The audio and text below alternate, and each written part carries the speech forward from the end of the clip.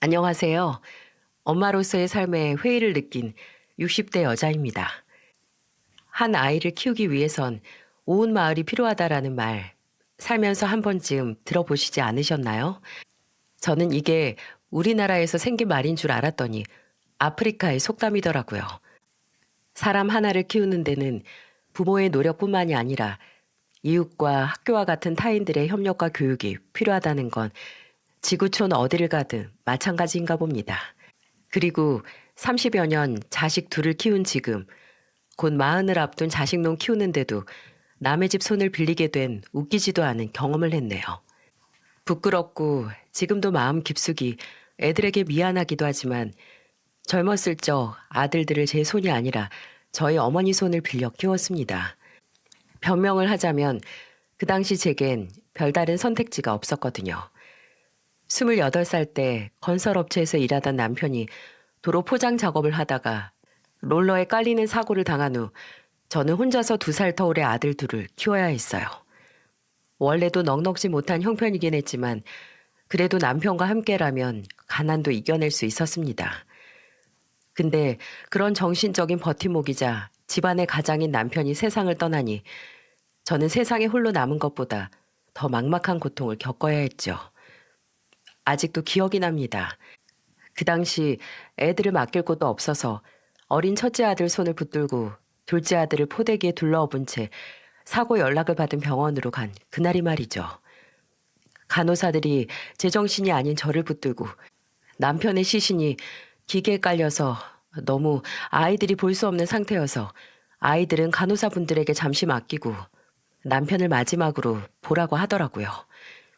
그렇게 애들을 맡기고 나서 더 이상 눈을 뜨지 않는 만날 수 없는 남편을 마주했을 때 그나마 멀쩡하던 남편의 얼굴을 붙잡고 눈물을 흘리며 오열을 했습니다.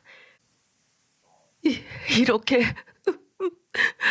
이렇게 외롭게 혼자 가게 해서 내가 너무 미안해. 어떡해 여보? 어떡해. 사랑해. 내가 우리 수철이 수찬이 아빠 많이 사랑해. 미안해. 속으로는 어떻게 이렇게 날 두고 가냐 원망을 하고 싶기도 했습니다. 나 혼자 애들을 데리고 어떻게 살라고 하면서 말이죠. 하지만 저와 아이들을 두고 가는 남편의 마음도 편치 않았겠죠. 어린 자식들과 저를 두고 차마 하늘로 편히 가지 못할 그런 사람이라는 걸 잘 알기에 그 어떤 원망도 입에 올릴 수가 없었습니다. 한순간에 남편을 잃은 전 어머니께 아이를 맡기고 생활비를 벌기 위해 일했습니다. 다행히 지인 중 공장 일로 잔뼈 굵은 이모님이 있었기에 남편을 보낸 상처에 딱지가 앉을 틈도 없이 경제활동을 시작했죠. 그 당시 처음 일했던 곳이 통영에 있는 굴 양식장이었거든요. 이모님께서 당장 가까운 곳에 자리가 안 났는데 아는 분이 그곳에서 반장으로 있다고 딱 3달만 거기서 일하고 그 후에 본인이 조금 더 편한 일자리를 알아봐 주신다고 하더라고요. 양식장 근처 기숙사에서 지내면서 집에는 일주일에 딱 하루만 올 수 있었지만 그래도 3달만 고생하면 집에서 오고 갈 수 있는 공장에 취직할 수 있다니 그 당시 저에겐 감수할 만한 기회였습니다. 물론 그만큼 아이들과 떨어져야 하고 어머니에게 애들을 떠맡긴 게 걱정이었지만 내 자식, 내 가족을 책임져야 한다는 생각에 눈 질끈 감고 통영으로 향했습니다. 사실 둘째 아들은 크게 걱정이 없었어요. 그 당시 3살로 너무나 애기도 했고 커서 기억도 못할 시기였거든요. 걱정은 첫째 아들이었죠. 워낙 애가 어려서부터 습기도 없었고 사랑을 잘 붙이지 않았던 터라 제가 잠시 외출만 해도 바짓가랑이를 붙들고 늘어지던 애였으니 3달간 일주일에 6일을 엄마 품에서 떼어놓는다는 게 엄마로서 큰 죄를 짓는 것 같았습니다.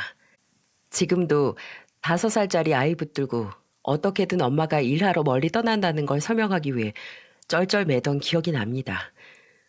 그렇게 저는 3달 동안 가족을 위해 생활비를 벌기 위해 떠났고 제 아들들은 엄마와 떨어져서 할머니와 함께 지냈죠.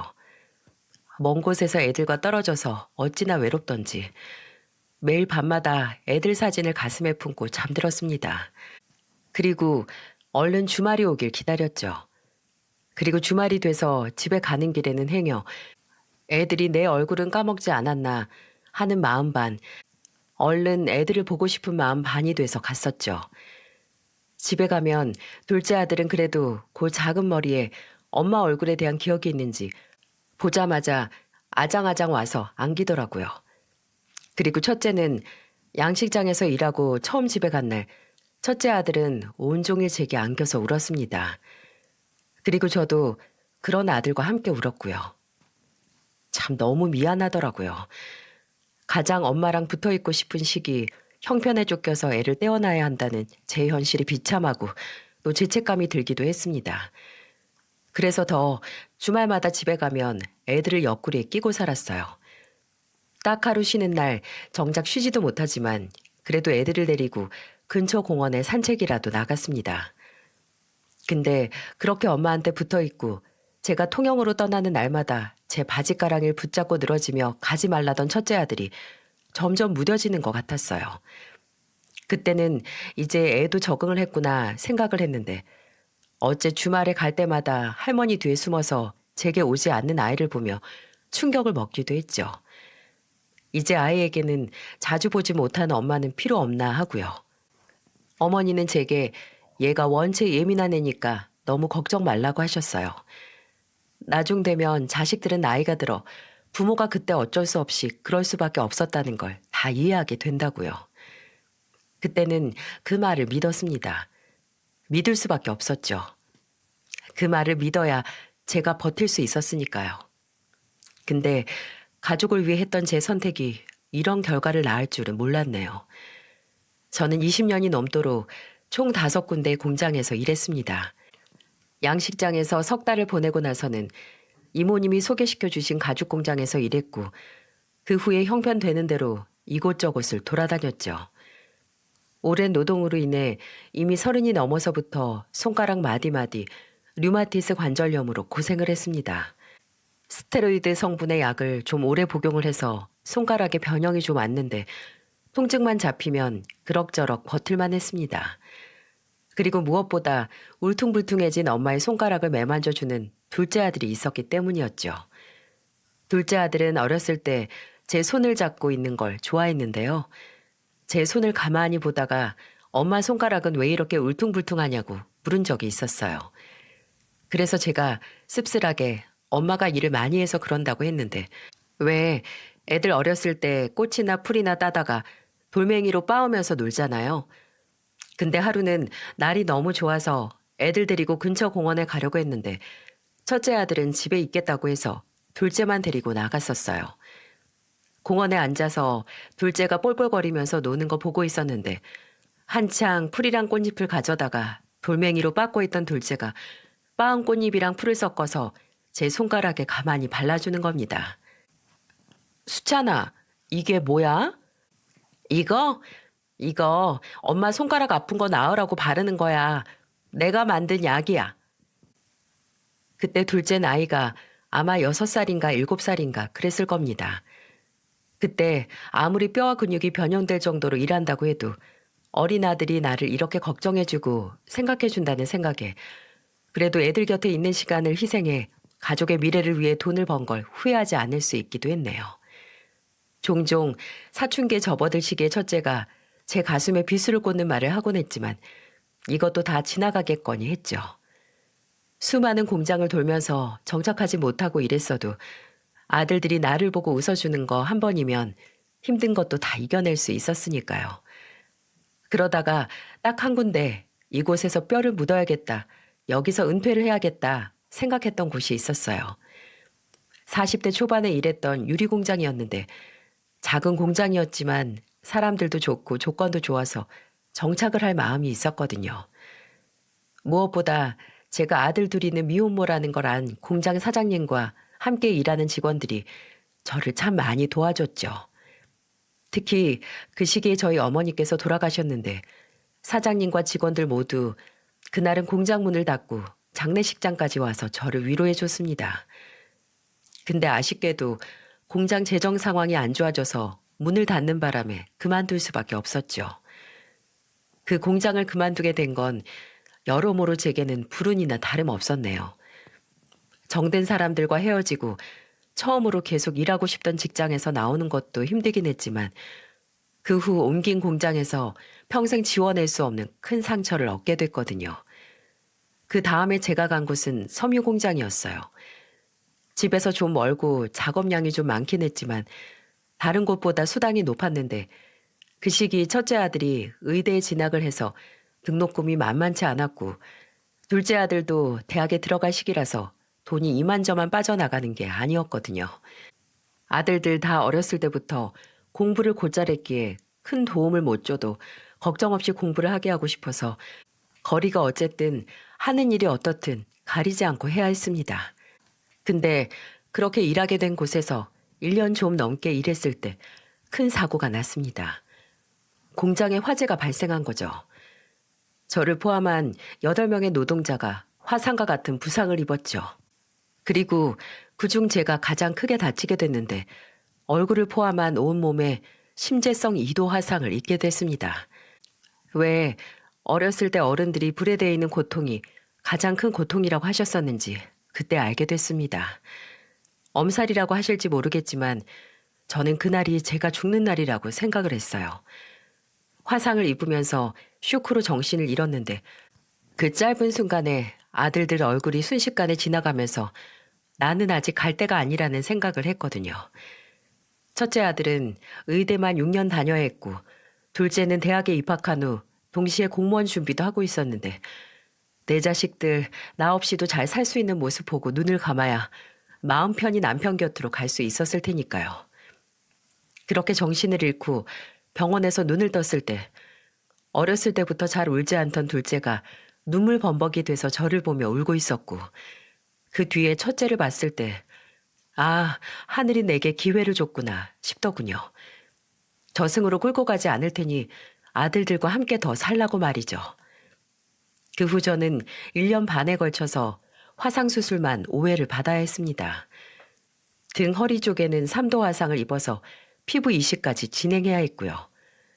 그리고 그때마다 둘째 아들은 학교까지 빠져가면서 제가 수술하는 날마다 함께 병원에 와주고 간병까지 자처했습니다.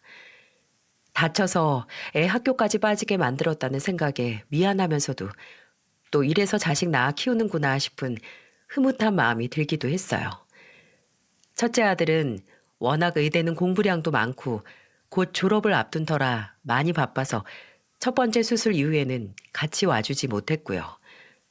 그때는 그저 첫째가 동생을 많이 믿어서 엄마를 맡기나 보다 하는 마음으로 이해를 했는데 제가 피부 이식 수술을 받을 때는 다른 수술보다 좀 많이 떨었어요. 근데 그때 둘째가 중요한 시험이 있어서 병원에 오지 못했거든요. 그래서 둘째는 첫째에게 형이 좀 가줘라 라고 했지만 첫째는 마찬가지로 공부 때문에 가지 못한다고 거절을 했습니다. 둘째는 원래 가족에게 무뚝뚝하고 차갑게 대하는 첫째에게 이런저런 불만이 있긴 했어도 말다툼을 할 정도로 사이가 안 좋진 않았어요. 근데 그날은 둘째가 형에게 언성을 높이더군요. 작작 좀 해라. 따지고 보면 엄마가 왜 이렇게 수술을 몇 번에 걸쳐서 받는데 다 우리 학비 벌라고 일하다가 다친 거 아니야. 대학 들어가서 공부한다고 등록금 한 번 형 손으로 벌어본 적 없고 엄마가 번 돈으로 대학 다녔으면 엄마가 다친 거에 대한 일말의 죄책감 정도는 자식으로서 있어야 하는 거 아니야? 수술하는 날 엄마 병원 한번 따라가는 게 그렇게 어렵냐? 뭐 전국 의사들은 다 부모가 아픈 것도 무시하고 공부해서 의사 된 거래?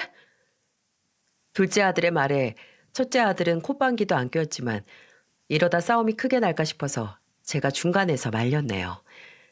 어차피 제 동생이 함께 가주기로 해서 괜찮다고. 이모가 오니까 걱정 말라고 둘째 아들의 마음을 안심시켰죠. 첫째 아들에게도 괜히 공부하는데 신경 쓰지 말라고 했고요.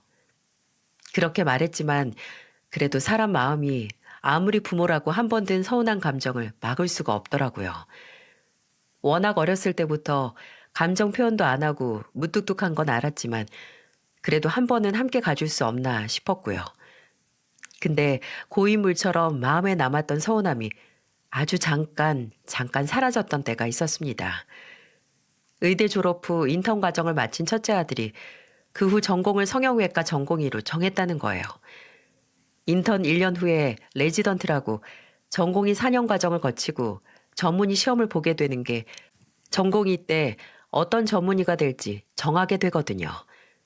근데 그때 성형외과를 정했다니 저는 그때 첫째 아들의 선택에 제 영향이 아주 조금이라도 있지 않을까 싶었습니다. 엄마가 끔찍한 화상을 입고 온몸에 검붉은 열꽃을 입은 채 사는 걸 보고 훗날 훌륭한 성형외과 전문의가 돼서 엄마 몸에 있는 화상 자국을 지워줄 생각을 한 게 아닌가 하고요. 만약 그게 아니더라도 엄마 같은 화상 환자들이나 흉을 진 사람들을 돕기 위해 그 길을 선택한 거 아닌가 싶기도 했어요. 그래서 첫째 아들이 말은 안 해도 내심 엄마를 생각을 한다고 생각을 했는데 꿈보다 해몽이라고 제가 김칫국을 거나하게 한 사발 마신 거였네요. 첫째 아들이 전공의가 되고 얼마 지나지 않아서 함께 식사하는 와중 첫째 아들 얼굴이 많이 까칠해진 것 같아서 제가 뭐 많이 피곤하냐, 거기서 잘 챙겨 먹냐는 얘기를 했어요. 첫째 아들은 늘 그랬듯이 알아서 한다고 했는데 제가 이런 말을 했었어요. 이렇게 열심히 일해서 나중에 성형외과 의사 선생님 되면 엄마 몸에 남은 흉터도 우리 아들이 지워줄 수 있겠네. 솔직히 정말 첫째 아들에게 수술을 받을 생각은 추호도 없었습니다. 이미 살면서 수술은 언더리가 날 만큼 하기도 했고 첫째 아들을 고생시키면서까지 이 상처를 지우고 싶지 않았거든요. 상처가 제 신체의 일부분이 되어 있기도 했고요. 그냥 의사가 된 아들에게 걱정 말라고 엄마 상처는 내가 지워주겠다고 하는 첫째 아들의 목소리를 듣고 싶었습니다. 근데 첫째 아들은 제 말에 눈살을 찌푸리더니 이렇게 말하더라고요. 엄마, 이제 수술 받는 거 지겹지도 않아요? 그리고 내가 엄마 수술을 어떻게 해요? 다 큰 아들한테 몸에 있는 흉 보여주고 싶어요? 침을 삼켰습니다. 밥을 먹다 순간 체한 것처럼 가슴이 턱 막히더라고요. 이게 정녕 내 자식 입에서 나온 소리가 맞나 싶더라고요.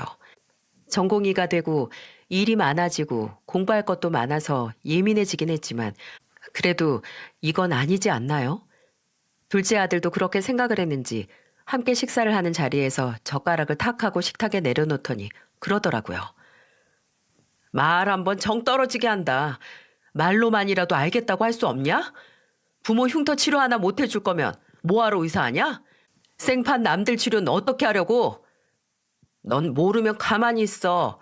원래 실력 좋은 외과의도 가족 수술 때 집도 안 하는 법이야.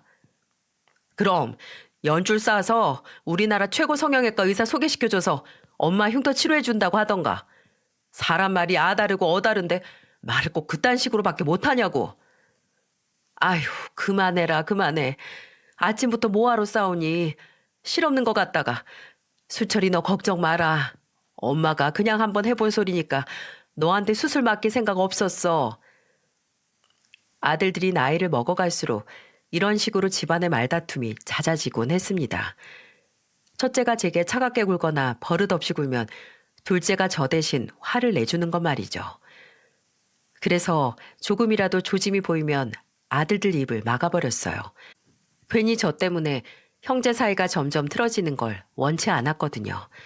어쩌면 이렇게 덮어두고 가는 제 습관 때문에 첫째가 점점 차가워지고 이기적이기까지 한지 모릅니다. 제가 어렸을 때 첫째를 할머니 손에 맡기고 일을 했던 미안함과 죄책감 때문에 자식에게 강하게 하지 못하고 뭐든 얘 성격은 원래 이러니까 하고 넘어가곤 했으니까요. 근데 부모의 죄책감은 자식에게도 또 부모인 나 자신에게도 지독한 독이 되었습니다. 둘째 아들은 공무원 시험 합격 후에도 저와 함께 살았고 첫째 아들은 전문의 합격 후에 따로 방을 얻어서 바로 독립을 했습니다. 30 중반으로 나이가 차기도 했고 또 일하는 병원에서 가까운 곳에 살고 싶다고 하더라고요. 한 지붕 아래서 살아도 얘가 집에 있는 건가 할 정도로 집에서도 말도 잘 안 하고 방 밖으로도 잘 안 나왔기에 나가 살기 시작한 후로는 첫째 아들이 과장 조금 보태서 죽었는지 살았는지도 몰랐어요. 제가 내색은 안 했어도 속으로 걱정을 하고 있다는 걸 아는 둘째가 따로 첫째에게 연락을 해서 상태를 보고 제게 말해주기도 했죠. 근데 이건 아닙니다. 아무리 제가 아들들을 잘 이해한다고 해도 이건 아니에요. 첫째 아들이 36이었을 때였어요. 하루는 둘째 아들이 제게 심각한 얼굴로 이렇게 말하는 겁니다. 엄마, 저번 주에 잠깐 형을 만났는데요. 나도 이걸 어떻게 말해야 할지 모르겠어요. 엄마, 형 결혼한대요. 다음 주에 상견례 하고요. 이게 무슨 소린가요? 연애를 하는 것도 몰랐는데 결혼이라니. 워낙 지 얘기를 안 하는 성격이라고 100번 양보를 해도 이건 경우가 다르죠. 아직 며느리 될 사람 얼굴도 못 봤는데 당장 상견례라니. 근데 그때 불현듯 몇 주 전에 첫째 아들이 제게 전화로 본인 태몽이 뭐고 몇 시에 태어났는지를 물었던 게 기억이 나더라고요. 원래 그런 걸 궁금해하는 애가 아닌데 혹시 결혼 전 궁합을 볼 때 쓰려고 한 건가 싶더군요. 근데 놀랄 건 이뿐만이 아니었습니다. 근데 그 상견례에 저만 왔으면 좋겠다고 하더라고요. 엄마는 나중에 따로 식 올리고 만나게 한다고요. 내가 형 멱살 잡고 제정신이냐고 엄마를 왜 빼냐고 나도 안 간다고 했는데 일단 엄마가 알고 계셔야 할 것 같아서요. 이 감정을 어떻게 설명을 해야 할지 비참함과 배신감, 지금까지 살아온 삶에 대한 회의감마저 들더라고요. 삶의 전체가 자랑스럽다고 할 수는 없지만 그래도 부끄러운 삶은 살아오지 않았다고 자부했는데 제 자부심 중 하나였던 첫째 아들이 저를 부끄러워하고 있었다는 걸 알고 그대로 주저앉고 싶었습니다. 도대체 왜 지 엄마를 지 결혼식에서 없는 사람으로 만들려고 하는 건지 그 이유를 알아야 했기에 첫째 아들을 집으로 불렀어요. 집에 온 첫째 아들에게 묻고 싶은 건 수천 개였지만 당장 무슨 생각으로 나를 네 인생에서 지우려고 했냐고 물으니까 그 입에서 나온 말이 가관이었어요. 장모님 되시는 분이 점, 미신 뭐 그런 걸 잘 믿는 분이세요. 근데 아는 선배 말이 원래 몸에 화상 흉터가 있는 사람이 들어오면 집안에 화를 불러온다고 하잖아요. 원래 미신 맹신하는 어르신들은 그런 거 믿는다고. 그래서 그랬어요. 내가 엄마가 창피해서 그런 게 아니고 이 결혼 꼭 하고 싶어서요. 너 그게 네 엄마 창피해하는 거야. 뭐? 집안에 화를 불러와? 그래서 네 엄마 세상에 없는 사람 만들어서까지 그 결혼 하고 싶다는 거냐? 네 장모가 너한테 행여 자네 어머니 몸에 화상 자국 있으면 결혼 반대한다고 그랬어? 그건 아닌데 혹시 모르잖아요. 혹시 그냥 조금이라도 잡음 나올 만한 거 미연에 방지한 거라고요. 그리고 세상에 없는 사람 안 만들었어요. 비약 좀 하지 마세요. 유정이나 장모님, 장인어른께 어머니가 당장 몸이 안 좋으셔서 만나지 못한다고 그렇게만 말했어요. 엄마, 나 결혼할 집안 장인어른이 중소기업 대표예요, 대표. 나 결혼만 하면 처가 돈으로 엄마 아들 잃은 건 병원 개업하는 건 시간 문제라고요. 엄마, 정말 아들 위해서 이 정도도 못 해줘요? 이제 와서 뭐? 엄마 아들? 말장난 하지 마, 이놈아. 네가 나한테 어떻게 이러니? 내가 어쩌다 몸이 타들어가는 고통도 감수하고 이랬는데 너는 나한테 이러면 안 되지, 너는. 내가 정말 이렇게까지 말 안 하려고 했는데 엄마, 부모면 그 정도는 당연한 거 아니에요? 세상에 낳아놨으면 자식을 위해서 그 정도 희생은 당연한 거 아니냐고요. 형, 말 다 했어? 뭐 맡겨놨냐? 엄마가 몸이 부서져라 일한 덕분에 편하게 공부해서 의대 간 주지. 뭐 당연한 거라고? 네가 지금 누구 덕분에 그 잘난 중소기업 대표 사위 되는 건데 그 집에서 너 의사 아니면 받아줬을 것 같아? 네가 누구 돈으로 의사 됐는데 말을 그따위로 해? 이 자식이 형한테? 야, 너 더 말해봐. 막말로 엄마가 돈이나 벌어왔지? 그 외 우리한테 부모 노릇한 게 얼마나 되는데? 돈만 벌어다 주면 대단한 부모야? 정작 필요할 때는 옆에 안 있어주는 게 무슨 부모라고 그렇게 싸고 돌아? 나 마음 같아서는 혼주석도 비워두고 싶어. 이 빌어먹을 자식이? 야, 너 이리 와. 당장 이리 안 와? 둘째 아들은 기어코 첫째 아들의 멱살을 잡고 말았습니다. 저는 그런 둘째를 말렸고 첫째에게 말했어요. 그래, 네가 그리 그 결혼하고 싶으면 네 엄마 세상에 없는 사람 만들어. 안 말릴게. 네 결혼식도 안 간다 나는. 지가 원해서 고아되겠다는데 누가 말리겠니? 그 대신 앞으로 내 아들로서 뭐 하나 부탁하지 마라. 결혼 하나로 평생 자식들 위해 일한 나를 없는 사람 취급하는 아들 나도 필요 없으니까 마음대로 네 인생 살아. 저는 절대 첫째 아들의 상견례에 참석을 안 하겠다고 했습니다. 첫째 아들은 지가 원하는 게 이루어졌음에도 뭐가 불만인 건지 아무 말도 하지 않고 불만인 얼굴을 하며 집을 나갔죠. 둘째는 형이고 뭐고 필요 없다고 저 자식 내가 가만 안 둔다고 했지만 저는 너라도 상견례 가족으로 참석을 하라고 했습니다. 그래도 미운 자식이라도 자식이라고 차마 상견례에 혼자 보낼 수 없더라고요. 참 이 정도면 중증이죠. 그리고 둘째에게 들은 상견례 날 그냥 아무 생각도 하고 싶지 않아서 그날은 꼭두 새벽부터 일어나 대청소를 했습니다. 집안을 빡빡 닦으며 머리를 비웠어요.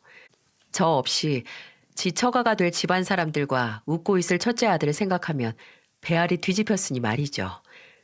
근데 초저녁쯤 끝날 거라고 생각했던 상견례가 일찍 끝났더라고요.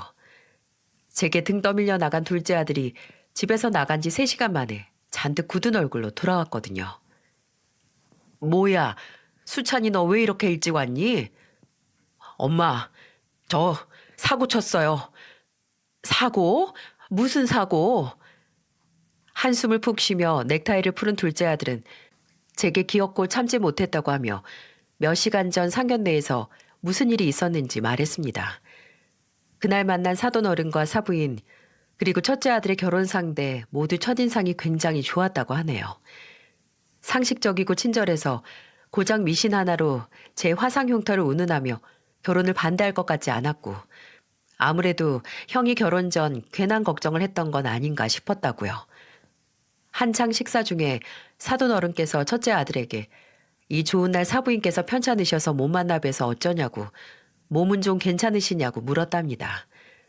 그래서 첫째 아들이 웃으면서 걱정하실 정도는 아닌데 그래도 지금은 안정이 가장 중요할 때라고 하며 거짓말을 했다고 하네요. 근데 그때 둘째 아들 눈에는 태연하게 웃으면서 거짓말을 하는 형이 정말 꼴 보기 싫었다고 하네요. 가증스럽고 소름까지 끼쳤다고요.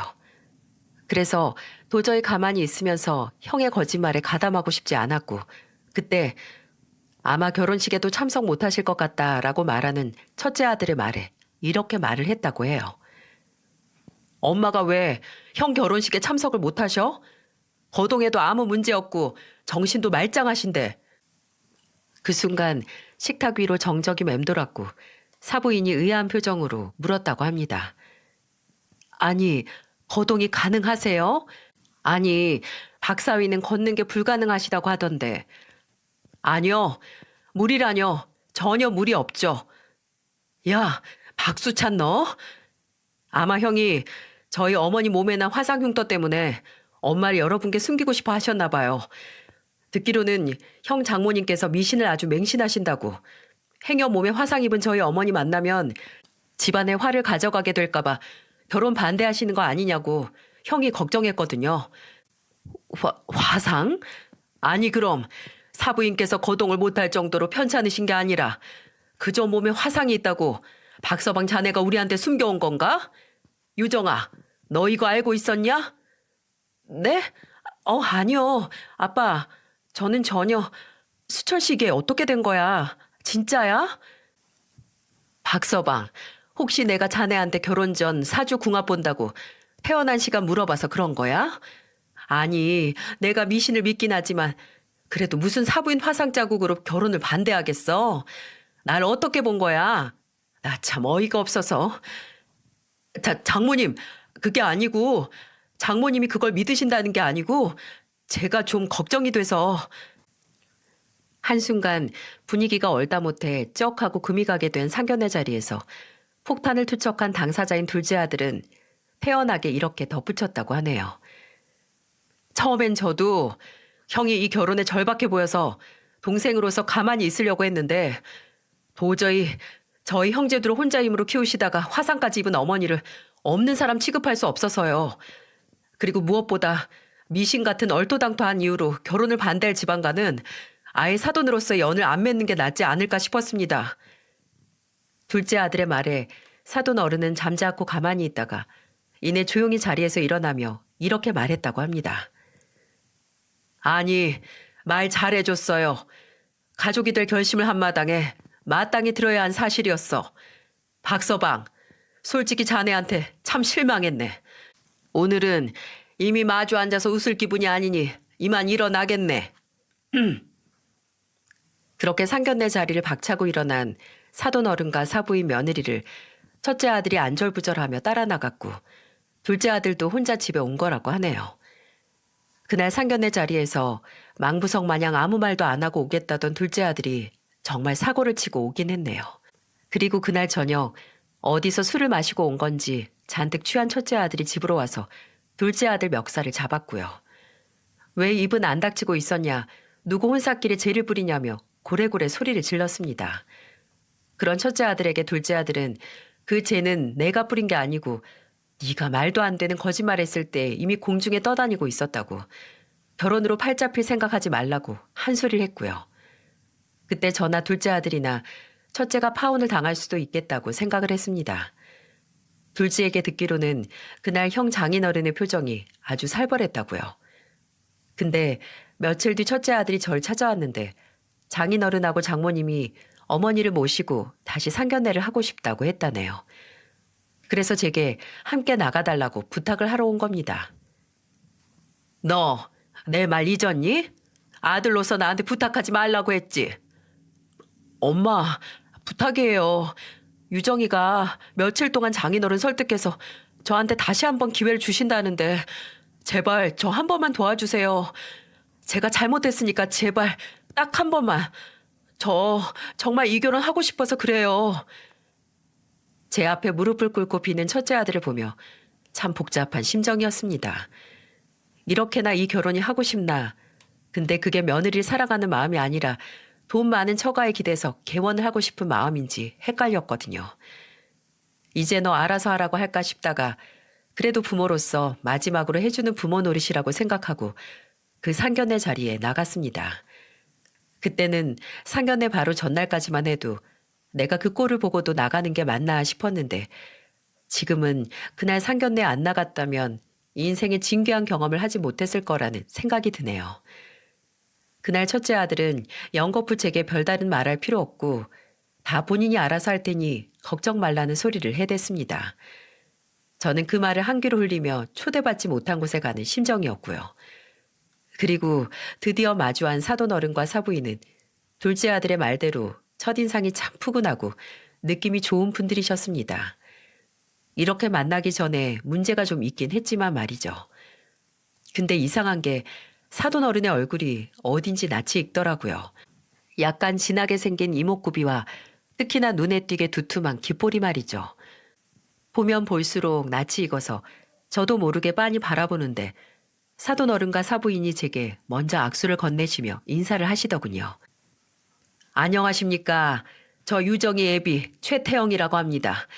늦었지만 이제라도 만나 뵙게 돼서 반갑습니다, 사부인. 그때 저도 모르게 아 하고 탄성이 나왔습니다. 사돈 어른의 이름 석자, 제 기억 속에 콕 박혀있는 이름이었거든요. 그리고 그 이름을 듣고 나니 나딛기만 했던 얼굴에서 명확히 예전에 제가 알던 그 모습이 보이는 겁니다. 살이 좀 붓고 머리가 새긴 했지만 그 푸근하고 자신 있는 표정은 나이가 들어도 빛바래지지 않았어요. 확신이 든 저는 모래를 무릅쓰고 음식이 나오기도 전에 사돈 어른에게 물었어요. 저 실례지만 사돈 어른께서 지금 사업을 하신다고 들었습니다. 네, 맞습니다. 사업이라고 해도 뭐 번들을 할 것 없이 작은 사무실이나 다름없습니다. 그럼 혹시 그 전에 공장 운영하시지 않았나요? 어허, 네, 맞습니다. 그 공장이 망해서 문 닫고 얼마 안 있어서 지금 회사 차려서 여직 버티고 있습니다. 아니, 사부인께서 뭐 관상 같은 걸 보시나요? 어떻게 제가 예전에 공장 했던 걸 아셨나요? 이건 박서방한테도 말을 안 했는데. 당연히 알고 있죠. 사장님, 저 그 공장에서 일했던 김미선이에요. 혼자서 아들 둘 키우던. 제가 앞서 정착을 하려고 생각을 했던 유리 공장이 있었다고 했죠. 거기는 소규모라서 일하는 직원 수가 적기도 했고 또 공장 사장님도 직원들과 같은 작업복을 입고 함께 일해서 사장님과 직원들 간에 유대가 깊었거든요. 근데 공장이 망하고 나서 연락이 끊겼던 사장님을 제 첫째 아들의 상견례 자리에서 만난 겁니다. 사돈으로 말이죠. 믿겨지시나요? 정말 운명이 다시 만나게 할 생각을 하지 않았다면 만나지 못할 확률인 게 아닌가 싶네요. 제가 그 자리에서 제가 누군지 밝혔을 때 사장님, 아니 사돈 어른의 표정은 아직도 기억이 납니다. 얼굴에 진 주름이 한 번에 쫙 펴질 정도로 눈도 입도 크게 뜨며 제 얼굴을 찬찬히 살피기 시작했고 이내 미선, 김 반장 이라고 감탄에 가까운 소리를 내시더군요. 제가 그 공장에서 반장이었거든요. 직원 수가 적기도 했고 제가 반장이었어서 근 20년이 지난 그때도 저를 기억하고 계셨나 봅니다. 아니 우리 김 반장, 아니 사부인, 이 무슨 어떻게 자네를 여기서 만나? 여보, 사부인하고 어떻게 아는 사이인지 말 좀 해줘. 나 예전 그 유리공장에서 반장으로 있었던 직원이야. 왜 당신도 기억할 거야?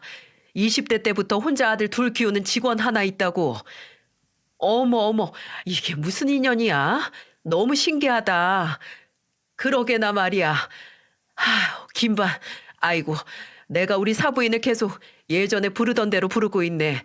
사부인, 저 옮긴 공장에서 사고를 당했다는 걸 듣긴 했어요.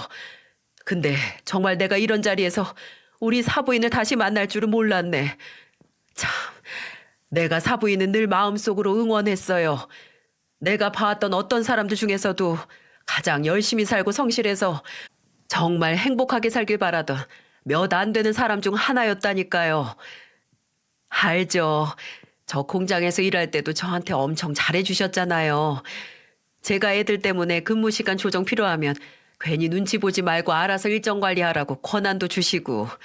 그거야 스케줄 조정으로 괜히 꽤 안 부릴 거라는 걸 내가 잘 알았으니까 그럴 수 있던 거죠. 내가 우리 김 반장을 얼마나 믿었는데. 그리고 김 반장한테 그저 자식들이 1순위인 것도 알았지. 공장에서 휴식 시간에 나오는 간식들 안 먹고 매일 가져갔잖아요. 애들 준다고. 근데 한창 이곳이 상견례 자리라는 것도 있고 추억에 잠겨 이야기하던 사돈 어른이 갑자기 얼굴을 굳히더니 가만히 숨 죽이고 눈치를 보던 첫째 아들에게 눈을 돌렸습니다. 그리고 지금까지 다정하던 목소리가 마치 꿈이었던 것처럼 무서운 목소리로 호통을 치기 시작했어요. 이 천하의 나쁜 놈! 네? 아니, 장인어른, 갑자기 그게 무슨... 박서방 자네 어머니가 자네랑 자네 동생을 위해서 본인 인생 다 바쳐서 산 거 알아 몰라. 가장 가까이 있는 아들놈이 그걸 몰라서 어머니 몸에 난 화상이 부끄러워서 그런 거짓말을 해? 장인어른, 그건 제가 정말 실수를 했습니다. 저는 그저 노파심에... 듣기 싫어.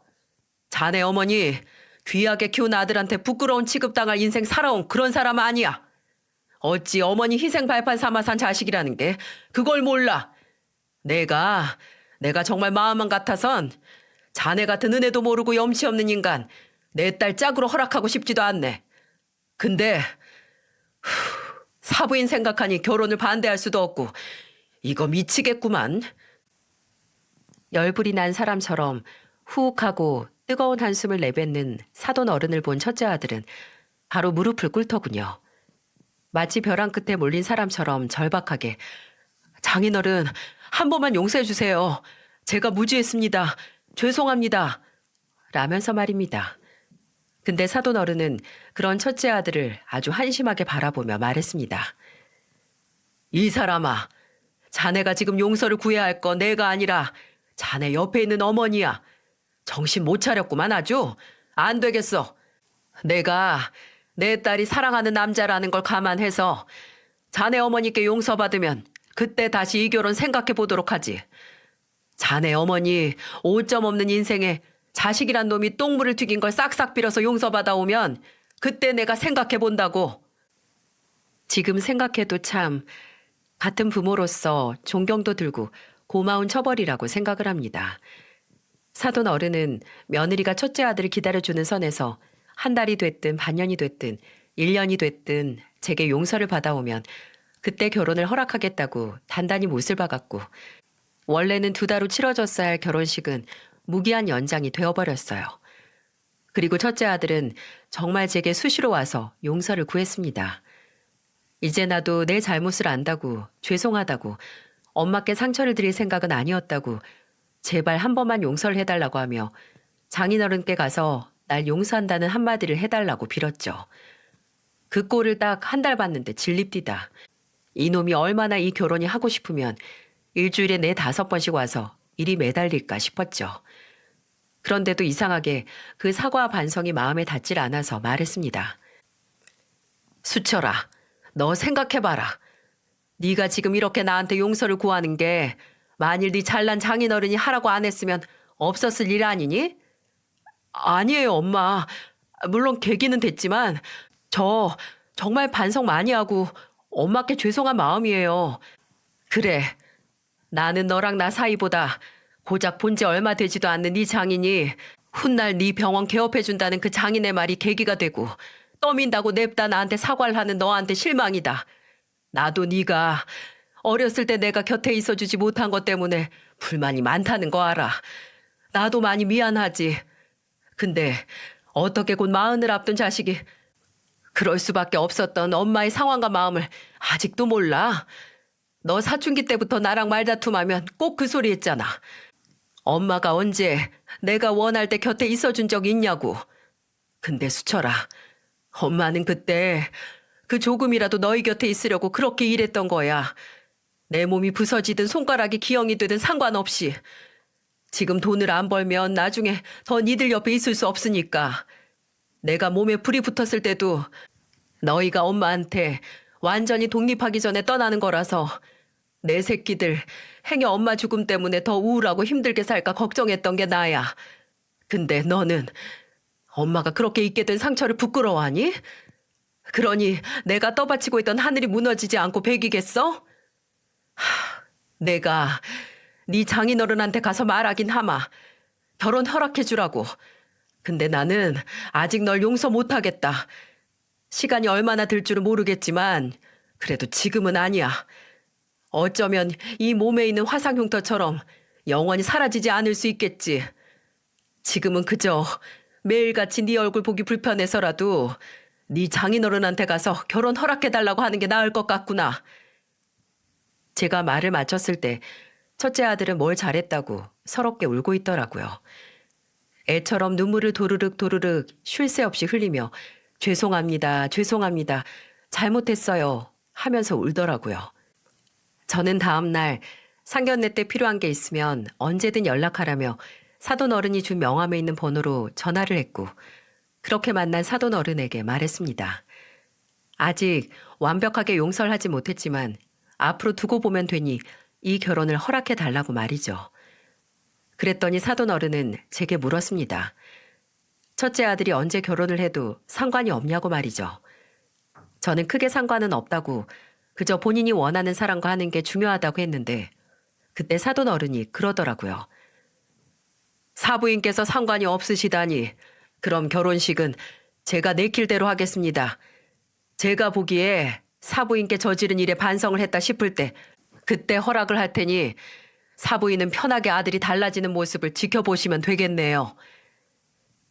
첫째 아들은 그 일이 있고 장장 1년 만에 결혼식을 올릴 수 있었는데 사돈 어른은 결혼 전까지 정말 수시로 제게 연락을 해서 요새 박서방이 뭐 힘들게 하는 건 없냐, 잘 지내냐, 이번 주에는 몇 번 얼굴 보러 오고 용돈은 좀 두둑이 주고 갔냐고 확인을 했습니다.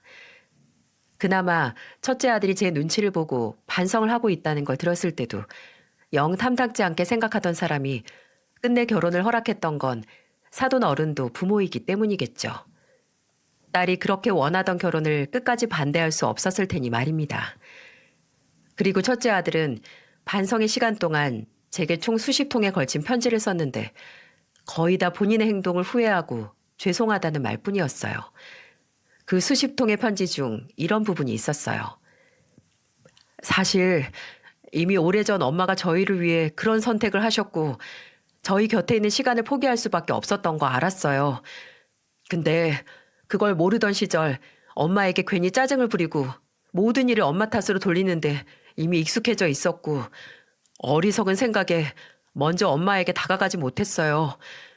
다 제가 못나고 한심해서 지금까지 엄마에게 수천 번, 수억 번의 상처를 드려서 이제와 용서를 구하는 것도 괴로울 정도로 죄송해요.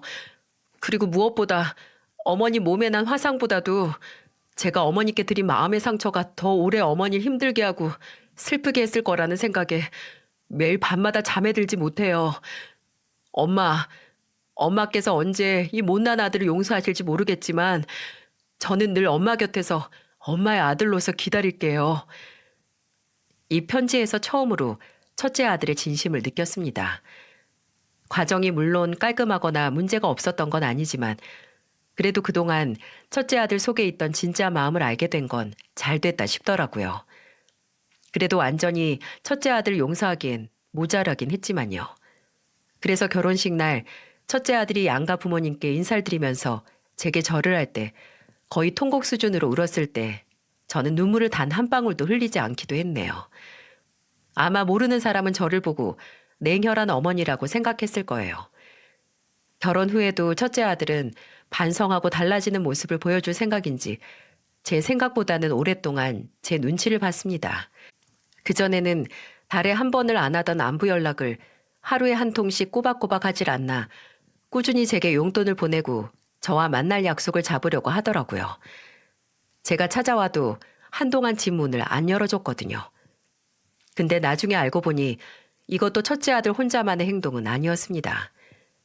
둘째 아들에게 듣기로는 며느리가 첫째 아들에게 조건을 걸었다고 해요.